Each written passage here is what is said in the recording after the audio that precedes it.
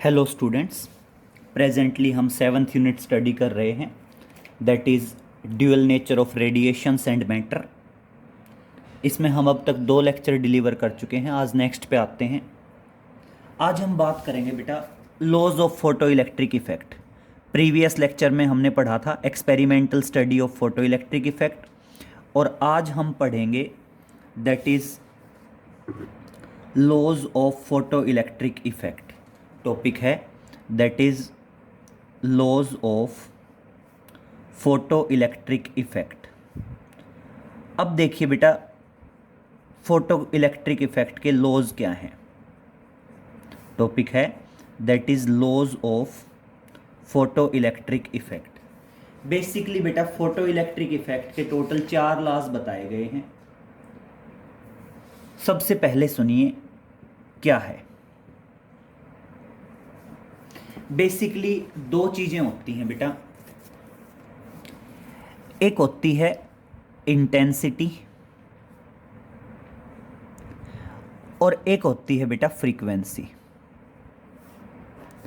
अब मेरी बात सुनिए, इलेक्ट्रॉन निकलेंगे या नहीं निकलेंगे वो डिपेंड करता है फ्रीक्वेंसी पे। मतलब देखिए, मेटल सरफेस है, मेटल सरफेस पे लाइट रेडिएशंस आके टकराई। अब जो लाइट रेडिएशंस आके टकराई उसकी कुछ ना कुछ इंटेंसिटी भी होगी और उसकी कुछ ना कुछ फ्रीक्वेंसी भी होगी। अब इस मेटल सरफेस से इलेक्ट्रॉन निकलेंगे या नहीं निकलेंगे वो डिपेंड करेगा बेटा लाइट रेडिएशंस की फ्रीक्वेंसी पे। और बेटा कम इलेक्ट्रॉन निकलेंगे या ज़्यादा इलेक्ट्रॉन निकलेंगे वो डिपेंड करेगा इंटेंसिटी पे। मतलब ध्यान रखना, अगर टकराने वाली लाइट रेडिएशंस की इंटेंसिटी ज़्यादा हुई तो मेटल सरफेस से ज़्यादा इलेक्ट्रॉन एमिटेड आउट होंगे। अगर टकराने वाली लाइट रेडिएशंस की इंटेंसिटी कम हुई तो कम इलेक्ट्रॉन एमिटेड आउट होंगे। तो क्लियर, इंटेंसिटी जो है उस पर डिपेंड करता है कि कम इलेक्ट्रॉन निकलेंगे या ज़्यादा, और बेटा फ्रीक्वेंसी पे डिपेंड करता है इलेक्ट्रॉन निकलेंगे या नहीं निकलेंगे फ्रॉम द मेटल सरफेस। तो देखिए, फर्स्ट लॉ है इंटेंसिटी के बारे में कि number of emitted out electrons from the metal surface is directly proportional to the intensity of the incident radiations on the metal surface. जो मेटल सरफेस से emitted out होने वाले इलेक्ट्रॉन्स हैं, तो देखिए क्या है,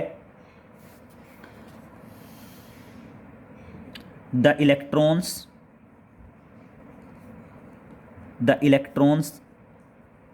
emitted out per second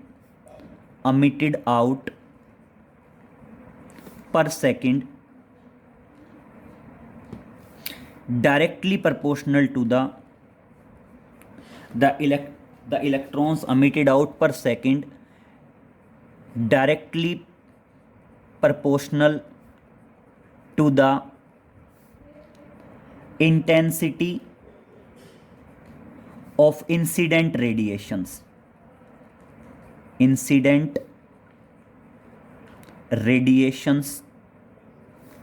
on the metal surface।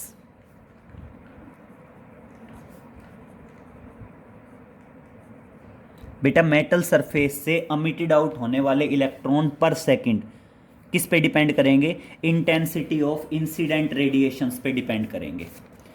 अब बात करते हैं बेटा फ्रीक्वेंसी की। अब फ्रीक्वेंसी का रोल समझिए।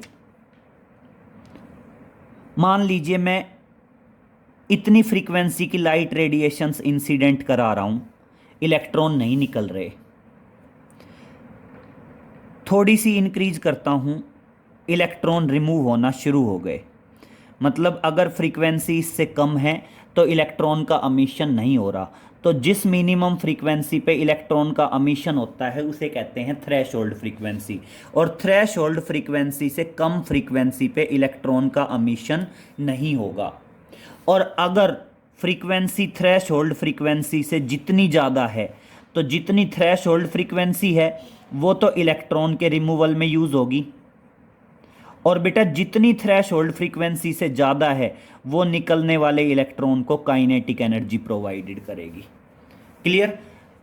जो इलेक्ट्रॉन के अमीशन के लिए मिनिमम फ्रीक्वेंसी चाहिए उसे बोलते हैं थ्रेशोल्ड फ्रीक्वेंसी। थ्रेशोल्ड फ्रीक्वेंसी से कम फ्रीक्वेंसी पे इलेक्ट्रॉन अमीशन नहीं होता। लेकिन अगर फ्रीक्वेंसी थ्रेशोल्ड फ्रीक्वेंसी से ज़्यादा है तो जितनी ज़्यादा है वो निकलने वाले इलेक्ट्रॉन को क्या प्रोवाइड करती है बेटा, काइनेटिक एनर्जी प्रोवाइड करती है। तो देखिए दूसरा क्या है, the minimum frequency, the minimum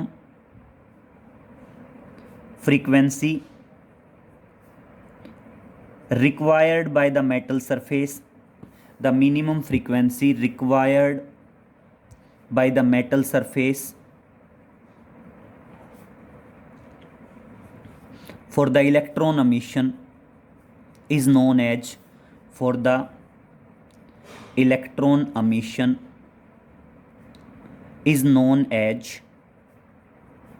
threshold frequency, known as threshold frequency.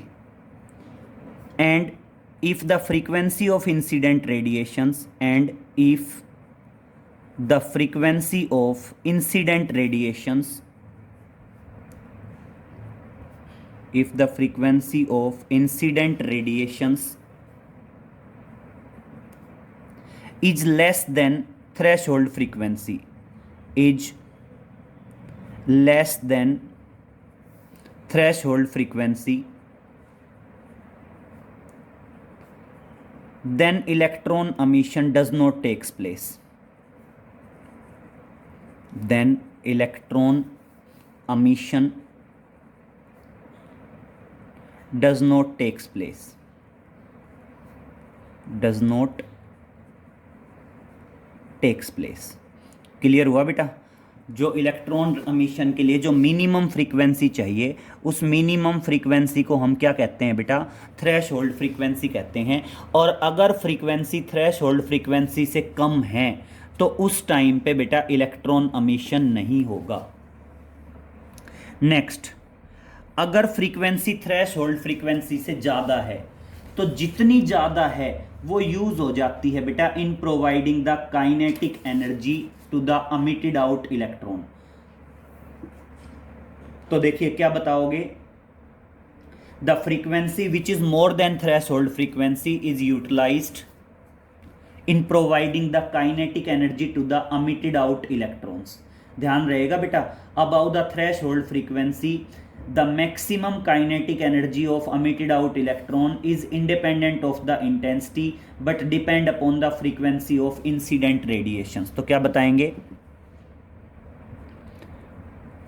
the frequency which is extra या which is more than, the frequency which is more than the threshold frequency is used in providing the kinetic energy to the emitted out electrons, in providing the kinetic energy to the emitted out electrons, to the emitted out electrons. Clear? Threshold frequency से जितनी ज़्यादा frequency है, इधर देखिए ये यहाँ तक आपकी थ्रेशोल्ड फ्रीक्वेंसी थी और इससे जितनी फ्रीक्वेंसी ज़्यादा है वो यूज़ होती है बेटा in providing the kinetic energy to the emitted out electrons. emitted out electrons को काइनेटिक एनर्जी देने में यूज़ होती है। क्लियर? नेक्स्ट बात करते हैं फोर्थ की। फोर्थ पॉइंट बेटा, it is a instantaneous process. ये कैसा प्रोसेस है? इंस्टेंटेनियस। इंस्टेंटेनियस प्रोसेस का मतलब क्या है, जैसे ही लाइट रेडिएशंस आके टकराएंगी बिल्कुल वैसे ही इलेक्ट्रॉन, तुरंत इलेक्ट्रॉन emitted आउट हो जाएंगे बिफोर 10⁻⁻⁹ सेकेंड। मतलब 1 सेकेंड का टाइम भी नहीं लगता, इलेक्ट्रॉन आके टकराए और टकराते ही 10⁻⁹ सेकेंड से पहले तो इलेक्ट्रॉन emitted आउट हो चुके होते हैं। इसलिए बताया जाता है it is the instantaneous process. तो देखिए क्या बताएंगे,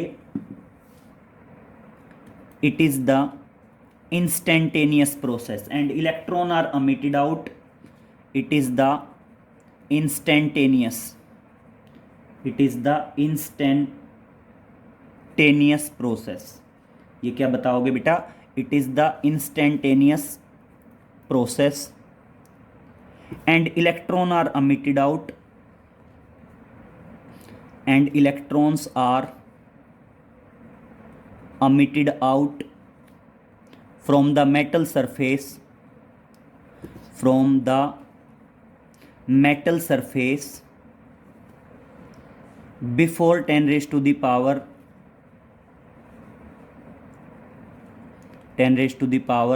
9 seconds after the incident of radiations, after the incident radiations, incident radiations के बाद 10 raise to the power 9 second से पहले तो बेटा इलेक्ट्रॉन्स अमिटेड आउट हो चुके होते हैं। क्लियर? तो इस तरह से बेटा ये जो 4 पॉइंट हैं, ये चारों क्या हैं? आपके लॉज हैं। किसके लॉज हैं? That is laws of photo electric effect. अब देखिए, इसी से रिलेटेड एक क्वेश्चन और आता है, ये एक दो बार एग्जाम में पूछा गया है। क्या है? Explain the failure of wave theory in explaining the photo electric effect. तो क्या है? फेल्योर बताना है, that is failure of wave theory. क्या है? That is failure of wave theory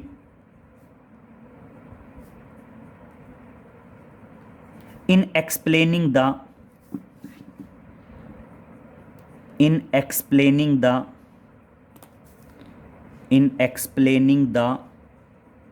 photoelectric effect, in explaining the photoelectric effect। Clear? तो देखिए हमने क्या बताना है? फेल्योर बताना है। किसका फेल्योर बताना है बेटा? वेव थ्योरी का। किस में बताना है बेटा? In explaining the photo electric effect, कि wave theory photo electric effect को एक्सप्लेन करने में कैसे फेल हो गई। क्लियर? अब समझिए, दो चीज़ें क्लियर करता हूँ। फोटो इलेक्ट्रिक इफेक्ट में क्या बताया गया? कि जो number of emitted out electron हैं वो किस पे डिपेंड करते हैं? इंटेंसिटी पे डिपेंड करते हैं। जबकि बेटा वेव थ्योरी कहती थी कि number of emitted out electrons किस पे डिपेंड करते हैं? फ्रीक्वेंसी पे डिपेंड करते हैं। क्लियर हुआ? तो क्या बताओगे? According to wave theory the number of emitted out electron depend upon the kinetic energy. According to wave theory, number of emitted out electron depends upon the frequency of incident radiations, but in photoelectric effect the number of emitted out electrons depend upon the intensity. Clear? तो देखिए हमने wave theory का failure बताना है, और किसको explain करने में? फोटो इलेक्ट्रिक इफेक्ट को एक्सप्लेन करने में 3 पॉइंट हैं। पहला पॉइंट सुनिए बेटा, क्या बताओगे? According to wave theory, according to wave theory the emitted out electrons, the emitted out electrons from the metal surface, from the metal surface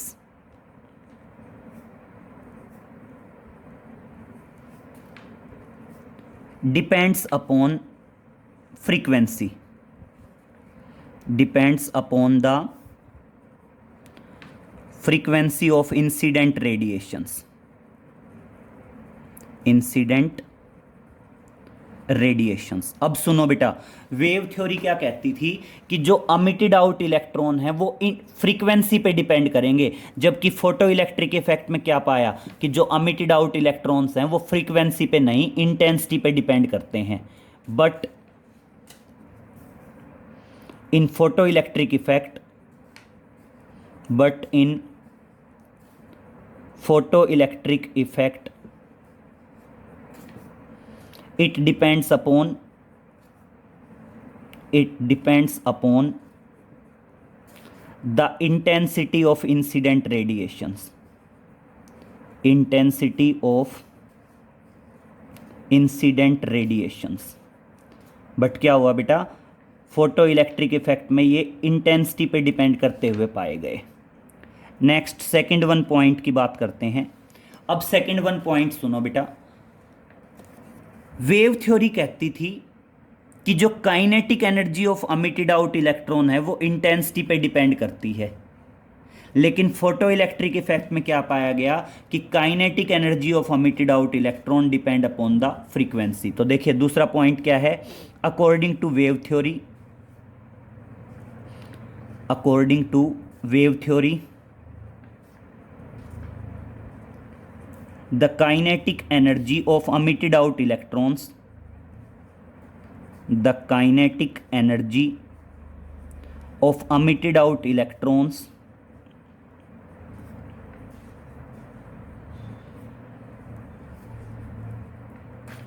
depends upon the intensity, depends upon the intensity of incident radiations,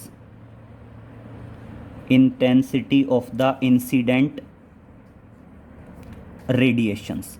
बेटा wave theory क्या कहती थी कि जो emitted out electrons है उसकी kinetic energy intensity पे depend करती है, but in photo electric effect, but in photo electric effect it depends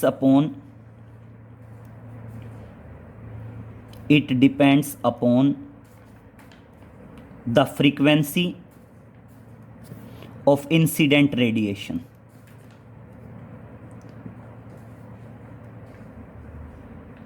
मतलब एक तरह से हम ये कह सकते हैं कि जो फोटो इलेक्ट्रिक इफेक्ट के लॉज थे वो जस्ट अपोजिट थे वेव थ्योरी से, इसलिए हमारी वेव थ्योरी फेल हुई थी।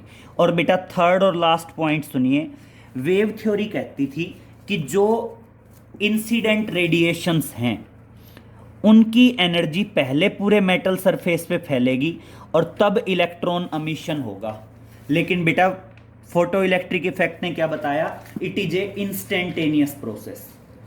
क्लियर? तो देखो क्या हुआ, the energy of incident radiation, the energy of incident radiations distributed over the surface uniformly, distributed over the surface uniformly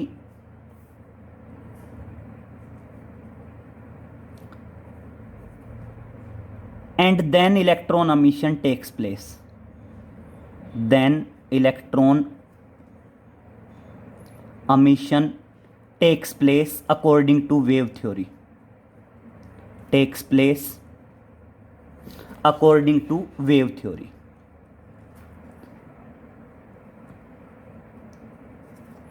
according to wave theory। Clear बेटा? वेव थ्योरी क्या कहती थी कि पहले लाइट रेडिएशंस पूरे मेटल सरफेस पे uniformly distribute होगी और तब इलेक्ट्रॉन एमिशन होगा, लेकिन हमने फोटो इलेक्ट्रिक इफेक्ट में पढ़ा it is a instantaneous process. But in photo electric effect, but in photo electric effect it is a instantaneous process, it is a instantaneous process. ये अपने आप में क्या आ गया बेटा, इंस्टेंटेनियस प्रोसेस बता दिया और तीनों पॉइंट जस्ट अपोजिट हो गए। तो बेटा ये थोड़ा सा ध्यान रखना, that is failure of wave theory in explaining the photo electric effect. आप ये कह सकते हैं जो वेव थ्योरी के पॉइंट्स थे वो जस्ट फोटो इलेक्ट्रिक इफेक्ट से अपोजिट थे। क्लियर? नेक्स्ट पे चलते हैं बेटा। नेक्स्ट आता है आपका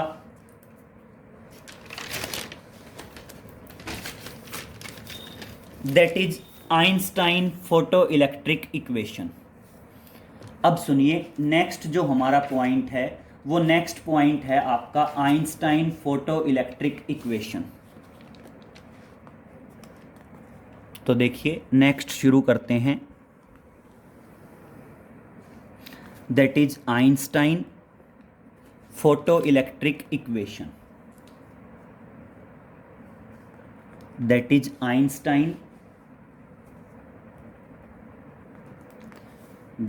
Einstein photoelectric equation.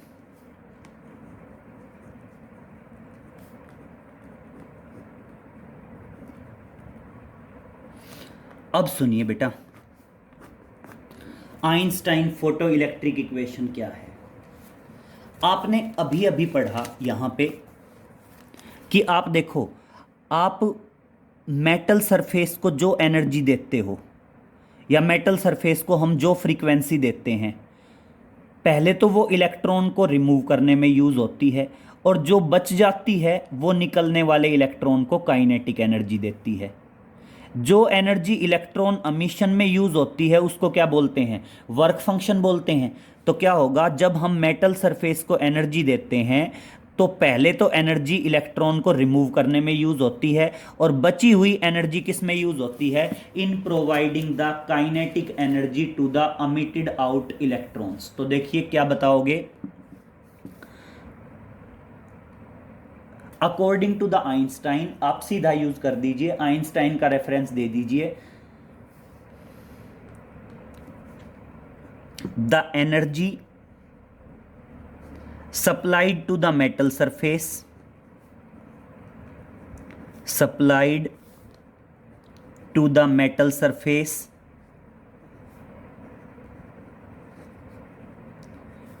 uses for two purposes। बेटा मेटल सरफेस को सप्लाई की जाने वाली एनर्जी दो पर्पजेज के लिए यूज होती है। Firstly for the emission of the electrons, firstly for the emission of the electrons, and remaining is used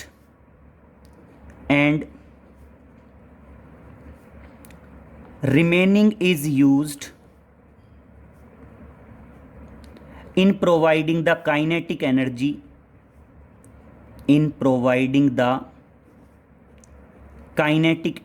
to the emitted out electrons, kinetic energy to the emitted out electrons।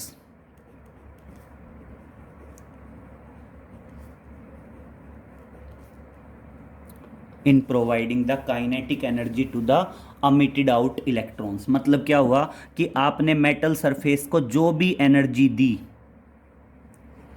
वो energy electron को निकालने में use होगी। Electron को निकालने में जो कम से कम एनर्जी यूज़ होती है उसको क्या बोलते हैं? Work function. और बची हुई एनर्जी किस में यूज़ हो जाएगी? In providing the kinetic energy to the emitted out electrons.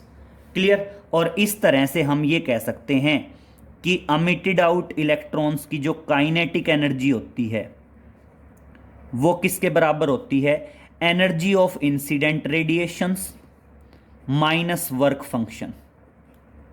Minus क्या होगा? Work function. मतलब हम सिंपल वे में बता देंगे कि kinetic energy of emitted out electrons is equal to energy of incident radiations minus work function. Clear? तो यहां पे देखिए इस तरह से काइनेटिक एनर्जी आ जाएगी, दैट इज एच न्यू, और वर्क फंक्शन को लिखते हैं बेटा एच न्यू नोट से। और अगर मैं यहां पे एच कॉमन ले लूं, देखना बहुत ध्यान से, अगर मैं एच कॉमन ले लूं तो क्या आ जाएगा? New minus new note. यहां पे क्या आ जाएगा? New minus new note. और बेटा यहाँ पे H क्या है? H है प्लंक्स कांस्टेंट, न्यू क्या है? Frequency of incident radiations, and new not क्या है? That is threshold frequency. अब इसी को देखो हम ऐसे भी लिख सकते हैं, काइनेटिक एनर्जी क्या होगी बेटा? H है, फ्रीक्वेंसी को क्या लिख देंगे? C बाई लेमडा, और थ्रेशोल्ड फ्रीक्वेंसी को क्या लिख देंगे? C by lambda naught. और इस तरह से दूसरी इक्वेशन आ जाएगी बेटा HC कॉमन, 1/λ माइनस 1/λ0। और ये क्या है अपने आप में, that is Einstein photo electric equation. ठीक है, और इनमें देखो दो तीन चीजें हैं। इसमें काइनेटिक एनर्जी क्या है, ये क्या है, that is kinetic energy of emitted out electrons. ये क्या है, kinetic energy of emitted out electrons. ठीक है, दूसरा बेटा एक न्यू आया और उसके कोरस्पॉन्डिंग में आया लैम्डा। तो न्यू और लैम्डा, न्यू क्या है, फ्रीक्वेंसी, और लैम्डा क्या है, वेवलेंथ। किसकी फ्रीक्वेंसी और wavelength, frequency and wavelength of incident radiations. जो रेडिएशंस मेटल सरफेस पे इंसिडेंट होगी उनकी फ्रीक्वेंसी और वेवलेंथ है। क्लियर। सेम इसी तरह आया बेटा लैम्डा नोट और न्यू नोट। ये क्या है बेटा, that is threshold frequency and threshold wavelength. That is threshold frequency and threshold wavelength of metal surface, of metal surface. बेटा ये दोनों क्या हैं, इन दोनों इक्वेशंस की बात कर रहा हूं बेटा मैं, इस इक्वेशन की और इस इक्वेशन की। और यहां पे h क्या है बेटा, this h is the Planck's constant. ये जो हमने इस इक्वेशन में h यूज किया है, ये h अपने आप में क्या है बेटा, that h will represent the Planck's constant. देखो यहां भी h यूज हो रहा है, यहां भी h यूज हो रहा है, और h तो आपको पता ही है, ये जो h है आप केमिस्ट्री में भी पढ़ते हो काफी जगह, this h will represent the Planck's constant. ये h किसको रिप्रेजेंट कर रहा है बेटा, h रिप्रेजेंट कर रहा है दैट इज प्लंक्स कांस्टेंट।